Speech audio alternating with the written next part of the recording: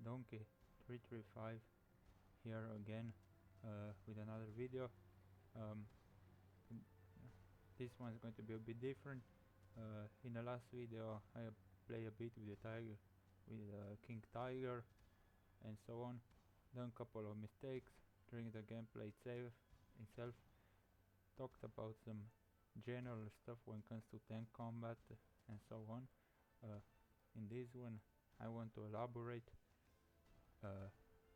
on the topic of armor combat, tank on tank engagements in general, like armor angling, hold down positions, and different ways armor engages positions on battlefield to make it more effective, more survivable, and so on. So the main role of a tank on a battlefield, main roles are breaking through enemy lines, destroying enemy fortified positions, enemy armor, and enemy structures, enemy light vehicles. The main difference between a tank or tank with any other ground military vehicle, except maybe self-propelled howitzers, towed howitzers and things like that, is that a tank's main role, unlike APCs, IFVs who have secondary roles, like transporting troops, transporting cargo, and so on. A tank's main job and only job is to destroy enemy positions, enemy infantry, enemy heavy armor, and so on. That's why they are still crucial in modern combat, even though in modern conflict they show some weaknesses to cheaper drones and so on. But those are getting are systems coming in that are going to help tanks be more survivable, more effective on modern battlefield, like active protection systems, better sensor systems, better electronic warfare systems, which are going to help jam and protect tanks from cheap FPV drones, loitering munitions, things like that. And you need to look at the system entirely when it comes to modern warfare, especially conflict in Ukraine. Why tanks are vulnerable?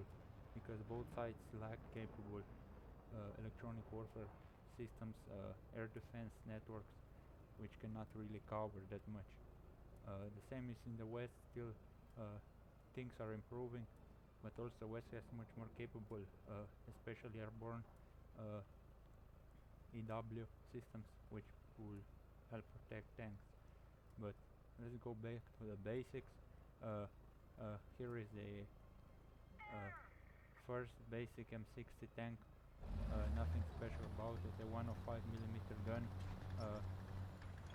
a backbone of the later middle to later Cold War period US Army heavy armor forces.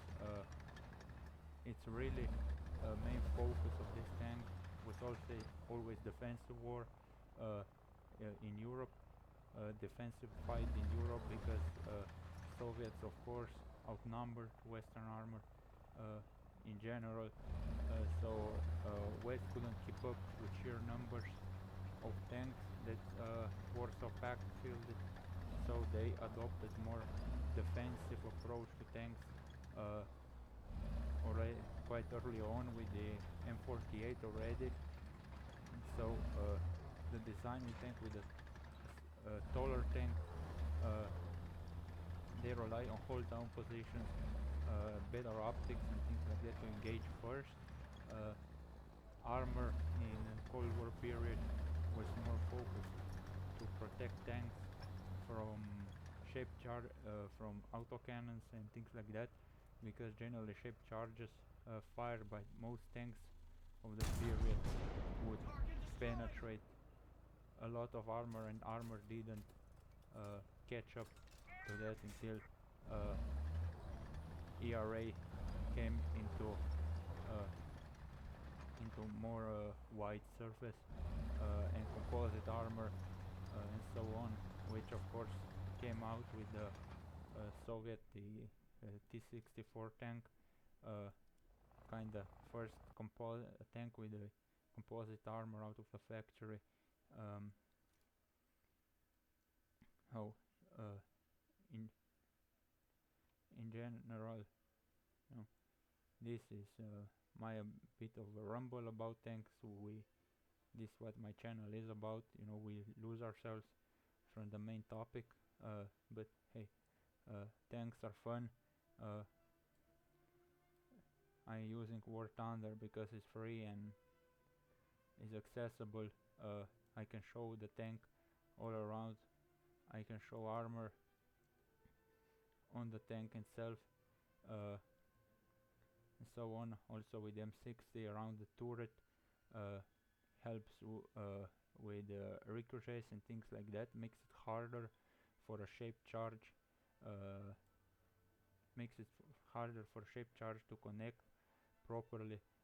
Makes it much more likely to ricochet, to bounce off, to not to go into the crew compartment itself, uh, but and also because M60 generally are larger than the Soviet armor of the period, like T-54, T-55 hits, even if they penetrated, were less likely to kill all of the crew, especially shape charges, things like that, fired by the infantry. You need to hit really specific parts of the tank to fully destroy it, like ammunition and fuel, things like that. When Soviet tanks are a lot more cramped, and penetrating hit will do a lot more damage because you are much more closer. Crew is much more closer together, and anything exploding, anything releasing shrapnel inside the crew compartment is much more likely to injure or disable much more of the crew, members, much more likely to take out the tank out of action. But Soviet Soviet philosophy was to make the tank smaller, to make it harder to hit, to make it cheaper to make in general. They started with already with a T-34 to a certain extent. The T-55, T-54 tanks then expanded on this tank philosophy, born out of T-34, T-44 then later, which was really short, really surface, because T-55, T-54s were really already around the corner, and we can see that in modern Russian designs that similar mentality, make it smaller, make it harder to hit, is still there, while Western designs are bigger to help with the hold down positions, more defensively focused. Abrams, Leopard both retain that idea of American Cold War armor, more defensively focused. We see this in the M84, M47, M48. Sorry, my brain goes to the Yugoslav T-72 with the M84 for some reason, but hey, we do what we work, what we do what we have. So this is the M48, born out of a Korean War, first saw service in the Korean War to small extent, while interestingly in the Korean War Shermans were still used,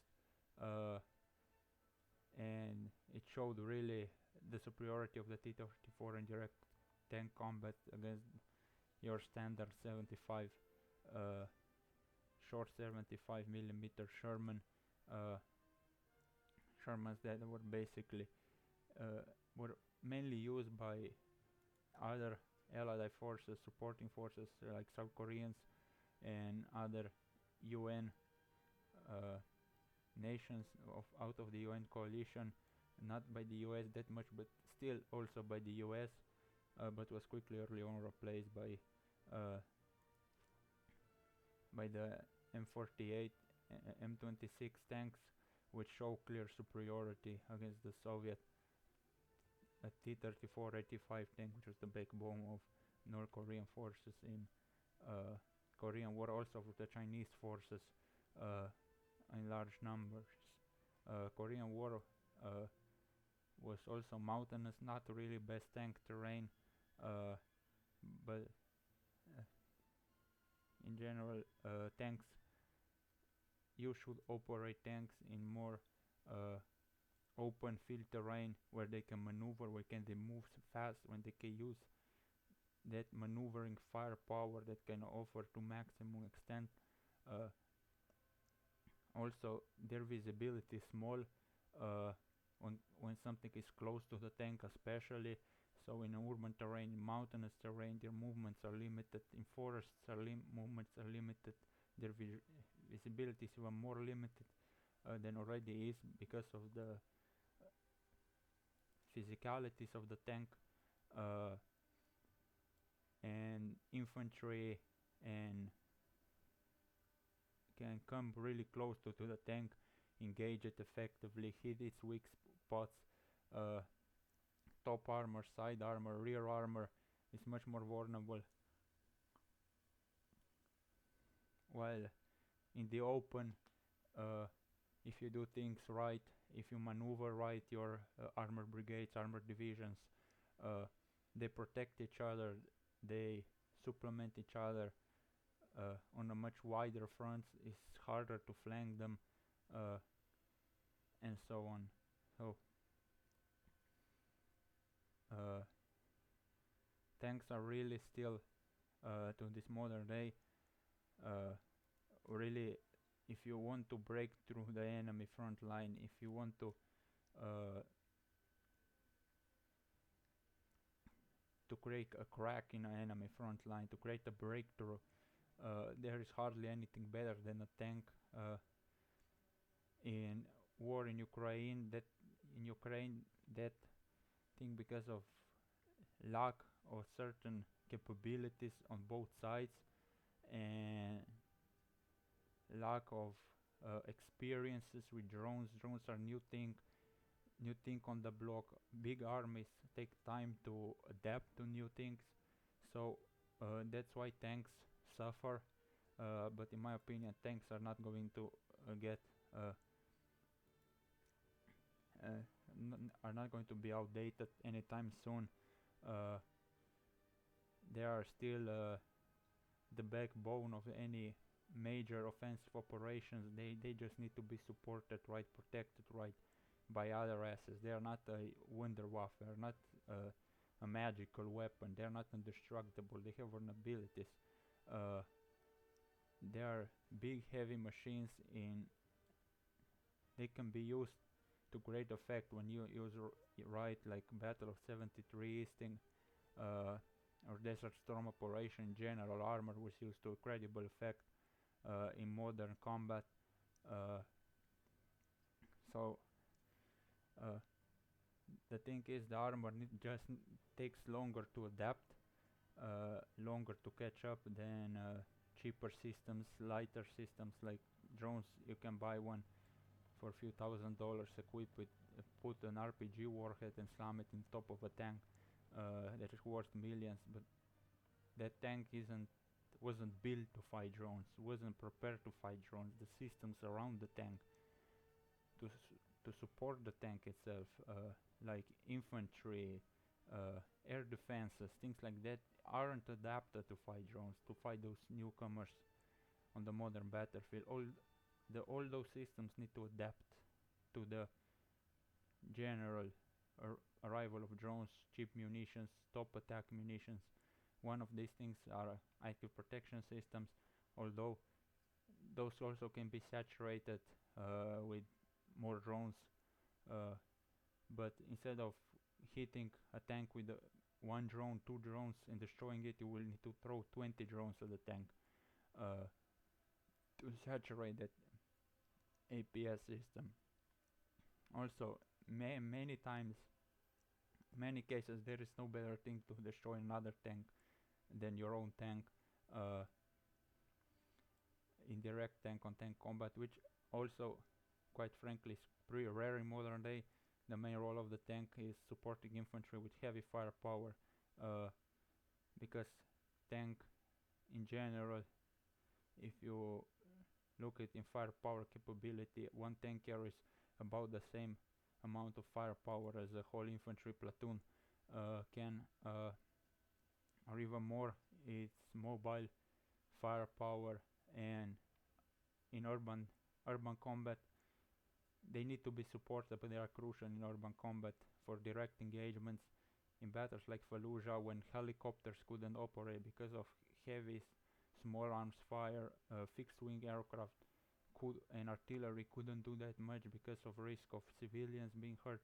uh, the American forces were forced to rely on the M1 Abrams with direct fire support, uh, which was pretty effective because the infantry supported the tanks, protected the flanks, buildings, cleared the rooftops of any RPGs, ATGMs, things like that, so tanks could move through town and support infantry, help infantry.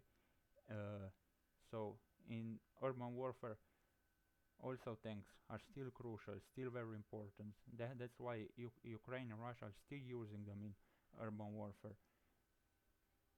So this is my general rant about tanks. It's pretty loose, racing left and right, maybe even confusing a bit, but my brain is weird, works in weird ways. I can't explain it why. This is what I have, what I work with. So I hope you like my ramble about tanks. Really wasn't. We lost the direction about the first 2 minutes in. So yeah. Thank you for your time.